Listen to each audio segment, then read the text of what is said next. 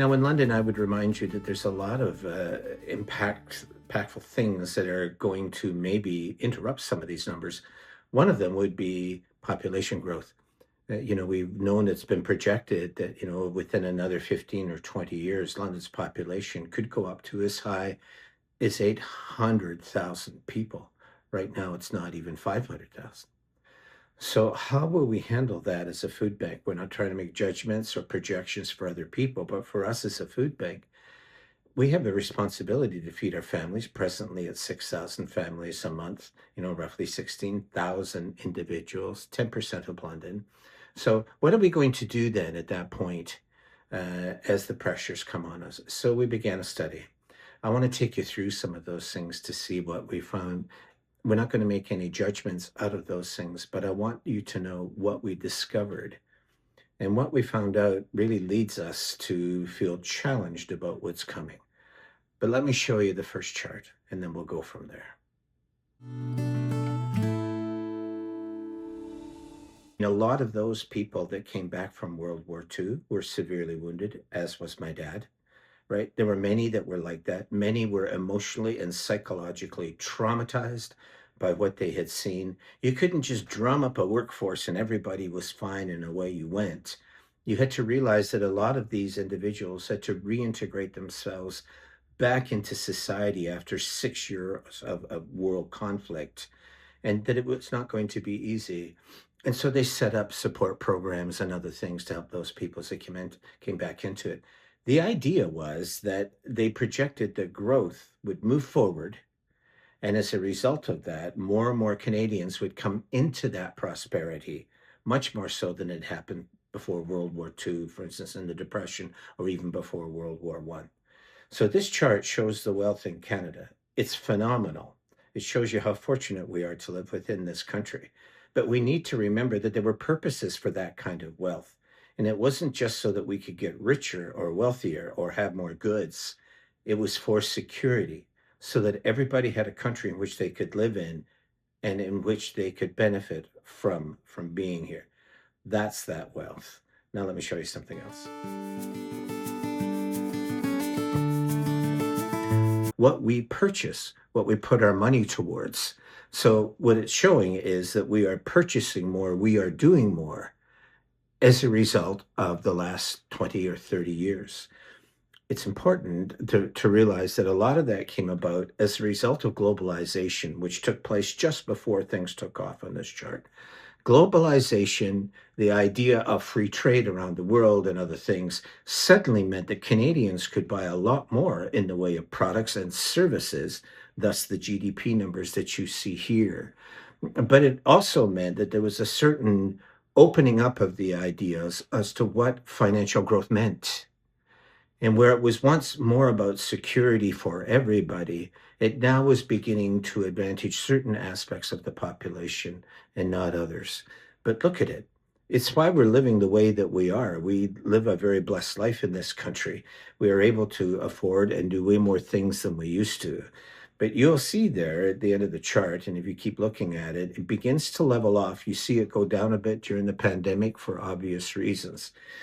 But here's what's going on. I mean, since the war, wealth increased right away, and it just got going, right? The GDP took a little bit longer, but eventually, with all the goods and services that were out there, which is what the GDP means, we were finally able to get to the point for the first time ever, just 3 years ago, that our GDP went up over $2 trillion. It had never happened before in our history. And there it was. So what that meant was average people in Canada were out there spending, using services that were out there. And that was showing up in the economic numbers like this. Underneath all that, though, there was something else totally different going on. And I think we need to have a look at that chart next.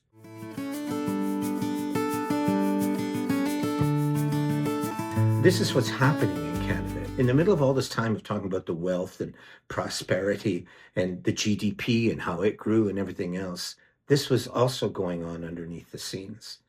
And I was around in 1990. Most of you were as well. We began to see it. More people on the streets, more difficulty of people who were having trouble acquiring social assistance, who were having difficulty. Part of it was economic, groups like the fisheries, for instance, on the East Coast or on the West Coast, they were starting to have trouble with their fish stocks, right? And getting it into the global marketplace. So as a result, those people had to spend 6 or 7 months a year on unemployment insurance, now called employment insurance.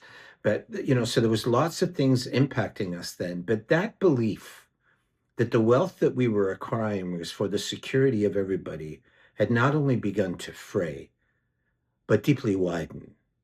Now, what have been the results of that? Let's look at this next chart. How is it then, with all of that wealth that's there, that food insecurity went step by step with that?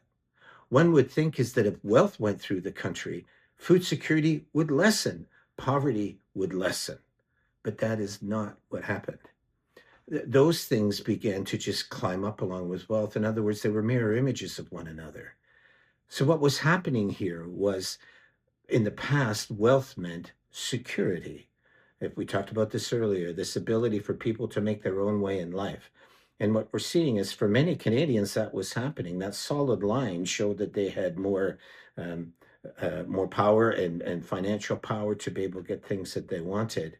But when it came to issues of food and food insecurity, they were lockstep with one another. In other words, all that wealth was happening at the expense of others who could not afford it. So that's that gap again between the rich and the poor that we saw this last time. Those with money were doing really well, and it was really going up. Those that didn't have those kind of resources was going down, and it was a huge gap. But when you look at how both of those fared during the last couple or 3 decades, here you see what's happening. Yes, the gap between the rich and the poor was going, and so therefore it makes sense with the dotted line that many of the average Canadians could no longer afford food. Food insecurity was going at the same time wealth was going through the roof, and at the same time that we ourselves were spending more and accessing more things for ourselves than we ever had before. Somehow the social contract had been broken. Somehow this link between wealth, insecurity, or growth insecurity had become fractured. Again, as we said, we began to see that happen when globalization came.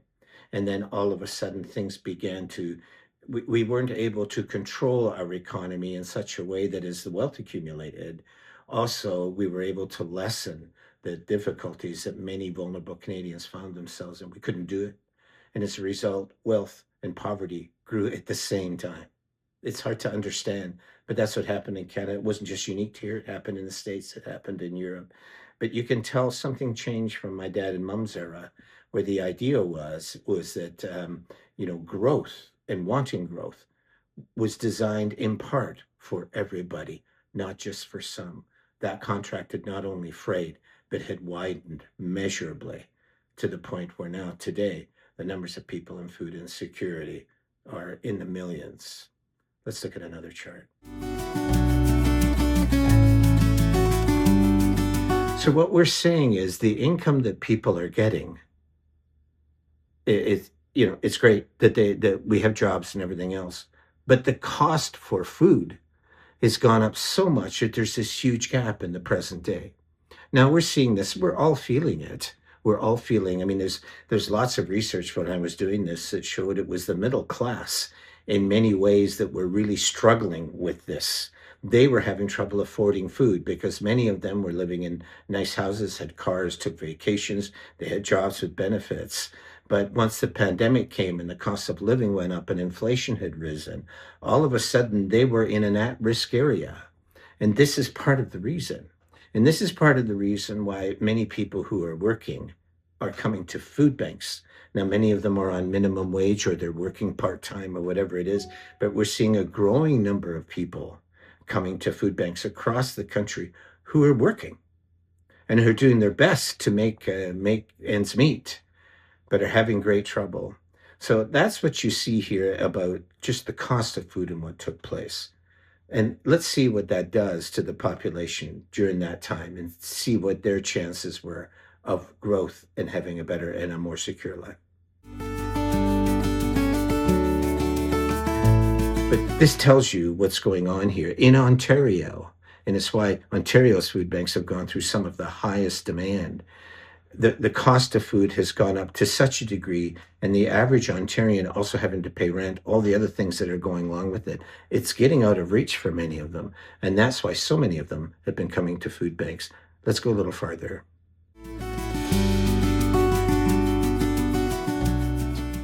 And kids who are food insecure. And this is the reason why.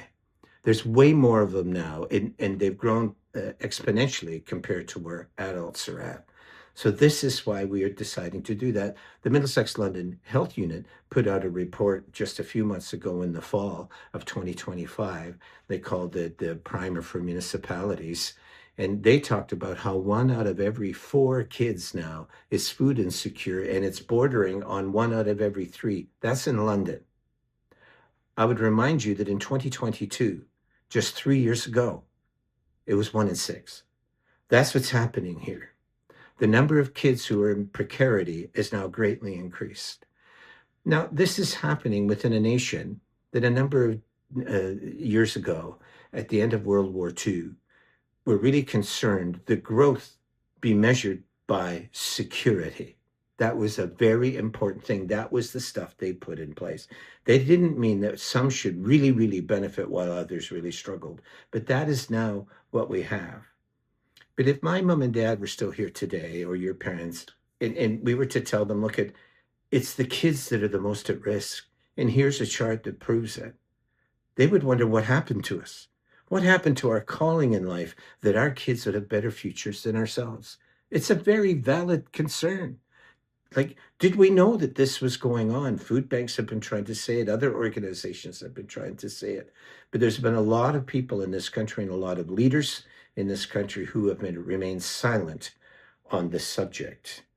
But if it means that kids are going hungry, it means that we are failing in our economy, because our economy is strong enough, wide enough, deep enough, and integrated enough around the world that we can afford that everybody can find food security.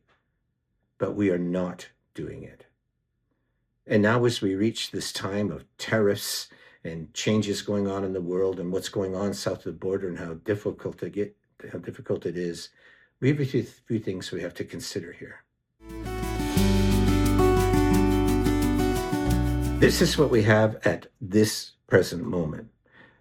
Presently, there are 9 million Canadians, almost 9 million Canadians, that are affected by food insecurity at some level. That's 9 million out of our population. That's deeply troubling. 1 out of 4 of those are at risk and are kids. That's important as well. We just covered that in the last graph. And then also you'll see from this chart that 11% grocery inflation has been going on since 2022. So if people are living in precarity, and it's difficult, but the basic things that they need are food and a roof over their heads, and those things are becoming unaffordable. This is why the link between food banks and homelessness is so strong. I mean, people are doing all that they can to try to get by, but eventually they can't do it anymore, and something has to go. Years ago, when the food banks first got started, there was a book called Pay the Rent or Feed the Kids. Now, this was during the recession in the 1980s, but they were saying that's the choices that millions of Canadians were having to face at that time. And they were failing, and governments were failing. And as a result, food banks were started. The first one was in 1984. We started in 1986 and got incorporated in 1987. But the reason why we got started is because it was impossible through the system that had existed for people to find food. And so food banks got started. But we never expected that it would become what it has. So this has probably taken 3 months of research from all of us at the food bank. I really thank the board for helping us to, get our heads around these things and do what we can. We've also had staff working on it and some key volunteers, because we're all seeing it. We all know what's going on, but it's hard to fully determine it. So we wanted to develop more of a factual evidence-based thing as to why we are facing these things. All of these different sources have been very, very helpful to us. They're all pointing in the same direction. Sometimes they have different declarations of the values that they have, but they all understand that this is happening, and they cannot defy food banks. Food banks are the presence of a system that's gone wrong. Food banks are the canary in the coal mine that's warning everybody that this is what we're up against. And for a number of them, almost 100, they had come together and produced a paper, and this was their conclusion. And look what it says. It's revealing. The takeaway. Food insecurity is not a food security problem. It is an income problem. The data suggests that without addressing the root causes, primarily housing costs and income inadequacy, the demand on charitable food assistance will become unsustainable over the next decade. That's what we set out to study, was between now and 2035. And what this result is saying from these economists and universities professors, including some people of lived experience, is that it will become unsustainable by 2035. In other words, it's going to kind of go back to what it was like when food banks first got started. Without food banks, people were falling into great hunger. There was even a mortality issue back then for young kids. That is all coming back now. It's all revisiting us. And the takeaway is, if we don't do something about the income issue, it's not about more food and giving people more food. They don't have benefits. They can't afford rent. It's too much. They've had to sell their house. They can no longer afford it, whatever it is. So while a good portion of the Canadian population is doing okay and can still go on holidays, have a couple of cars, maybe add an addition to their house, keep their investments going, whatever it is, it's great. I mean, you've got to be thankful for that. But on the other hand, a growing number of Canadians, according to this around food security, so almost 9 million, those people cannot have those things. They can't do them. And so many of us are feeling quite comfortable in moving ahead, and we hope that Canada will have a more prosperous future. But we're not thinking about what's going on down there. And that's important. I've told this story before, and I'll end with it because it's significant. We had the kids down in Florida years ago when they were young. And so we got some lunch and we sat beside a pond, and we saw this vast bird, and it was a heron, and it was trying to take off, and it was going up and down this pond. And for whatever reason, it was flapping its wings as hard as it could. It could not take off. And we watched it for a long period of time as we ate lunch. So we couldn't figure out what it was. And then finally, as we neared the end of lunch, this bird did all that it could. You could tell it was spent. It was out of strength. It was despairing. It was making these weird noises. And it went to the very end of the pond. It gave it one last try. And it did everything it could. It went across the pond. And as it got to the end, it couldn't do it. And it fell down on the shore at the end of the pond. And holding onto its foot was a snapping turtle. That was what was going on. That's why the bird could not take off. Now, we went forward and tried to remove the foot from the mouth of the turtle, but there'd been great damage to the foot. We never did see it take off. But this is what is happening in Canada. This was never what our parents expected or our grandparents. That was 80 years ago.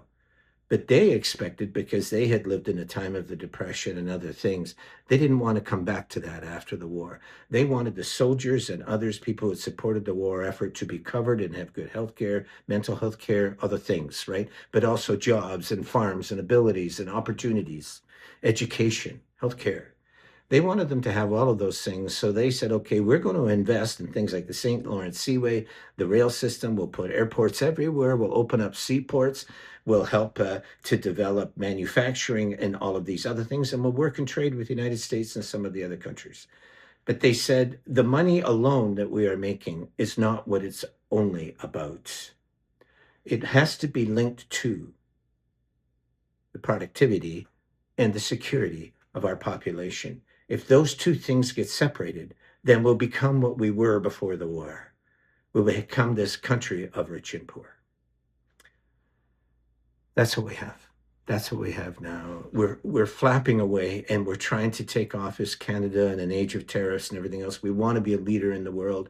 We appreciate our opportunities and the natural resources we have. But we're at the same time we're trying to take off. More people are homeless. More people are coming to food banks. More people are in depression. There are more suicides. There's more despair. And it's because those two things, they are linked, but not in the way they're supposed to be. It's meant that wealth has gotten away from some and into other places. That was never our parents' intention. Wealth was to be spread around. Some would do better than others. We get all that, but every Canadian should have had the chance to get somewhere. Did not happen. We can't take off. It's really difficult. And we as a food bank now have to sit down and realize that if this chart and these experts are correct, over 100 of them, and within 10 years, food banks, it will become unsustainable. What are we going to do? So we're meeting now. We're having these special sessions. We're trying to figure out how we can help London and the agencies that we help to get through this challenge. But that is the story of what has happened in Canada. And if we're going to build a bright new future, if our elbows are going to be up, and it means that some can take off and some can't, then we'll really have gotten nowhere, and we never fulfill the dreams of our parents.